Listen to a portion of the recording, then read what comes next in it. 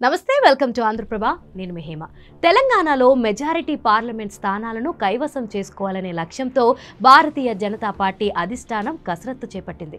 ఎన్నికల బరిలో గెలుపు గుర్రాలకే అవకాశం ఇవ్వాలని భావిస్తుంది.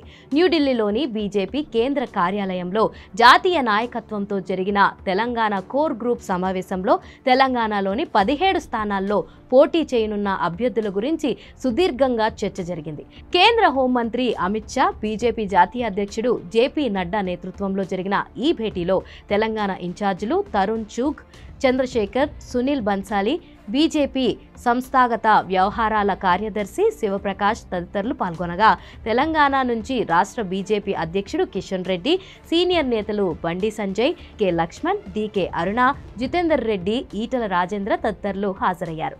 తెలంగాణలోని 17 లోక్సభ స్థానాల్లో మెజారిటీ సీట్లను కైవసం చేసుకోవాలని సమావేశంలో నిర్ణయించారు. తెలంగాణలో లోక్సభ అభ్యర్థుల ఎంపికపై చర్చలు జరిపారు. 17 లోక్సభ స్థానాల్లో 4 స్థానాల్లో సిట్టింగ్ అభ్యర్థులుండగా మిగతా 13 స్థానాల్లో ఆశావాహులు, వారి బలాబలాలు, సామాజిక సమీకరణల గురించి చర్చ జరిగింది. సిట్టింగ్ స్థానాల్లో ఆదిలాబాద్ నియోజకవర్గం నుంచి సోయం బాబురావుతో పాటు మరికొందరి పేర్లను కూడా పరిశీలిస్తున్నట్లు తెలిసింది.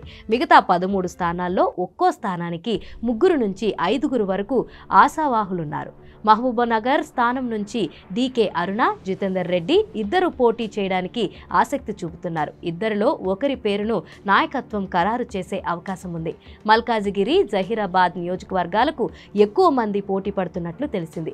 మల్కాజిగిరి నుంచి పోటీ చేసేందుకు ఈటల రాజేంద్ర ఆసక్తి చూపుతుండగా, జాతీయ నేతల్లో మురళీధర్ రావు కూడా ఈ నియోజకవర్గంపై కన్నేసినట్లు తెలుస్తుంది. అయితే అక్కడ సంఘ నేపథ్యం కలిగిన విద్యా సంస్థల అధిపతి మల్కా కొమరయ్య పేరును కూడా పార్టీ నాయకత్వం పరిశీలిస్తున్నట్లు తెలిసింది.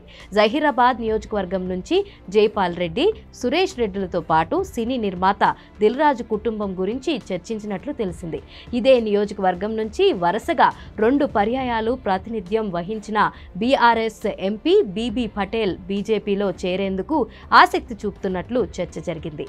బీబీ పటేల్ తరహాలోనే బీఆర్ఎస్ సిట్టింగ్ ఎంపీలో మరికొందరు బీజేపీలో చేరేందుకు ప్రయత్నాలు, మంతనాలు సాగిస్తున్నారు. వారి పేర్లను కూడా ఈ సమావేశంలో చర్చించినట్లు తెలిసింది. మొత్తంగా రాష్ట్ర కోర్ కమిటీ ఎంపిక చేసిన సుమారు 50 పేర్లతో కూడిన జాబితాను కిషన్ రెడ్డి నడ్డాకు అందజేశారు. ఫిబ్రవరి 29న బీజేపీకి సెంట్రల్ ఎలక్షన్ కమిటీ లేదా బీజేపీ పార్లమెంటరీ బోర్డు సమావేశం జరగనున్నట్లు పార్టీ వర్గాలు వెల్లడించాయి. ఈ సమావేశంలో తెలంగాణ నుంచి మెజారిటీ లోక్సభ స్థానాలకు అభ్యర్థులను ఖరారు చేసే అవకాశం ఉంది. సమావేశం అనంతరం రాజ్యసభ సభ్యులు, బీజేపీ పార్లమెంటరీ బోర్డు సభ్యులు డాక్టర్ లక్ష్మణ్ మాట్లాడుతూ అభ్యర్థుల ఎంపికపై పార్లమెంటరీ బోర్డు నిర్ణయం తీసుకుంటుందని వెల్లడించారు. తెలంగాణలో మెజారిటీ స్థానాల్లో గెలుస్తామని ఆయన ధీమా వ్యక్తం చేశారు. తెలంగాణలో గెలిపే లక్ష్యంగా పనిచేస్తామని తెలిపారు. రాష్ట్రంలో యాత్రలు, సభలపై అగ్రనేతలతో చర్చ జరిగిందని అన్నారు. పార్లమెంట్ ఎన్నికల రోడ్ మ్యాప్ పై కూడా చర్చించామని లక్ష్మణ్ వివరించారు. ఉత్తరప్రదేశ్, కేరళ, తెలంగాణ, ఛత్తీస్గఢ్, బెంగాల్, రాజస్థాన్, మధ్యప్రదేశ్ రాష్ట్రాల కోర్ గ్రూప్ నేతలతోనూ బీజేపీ జాతీయ నాయకత్వం ఎన్నికల వ్యూహాలపై వరుస సమావేశాలు నిర్వహించింది.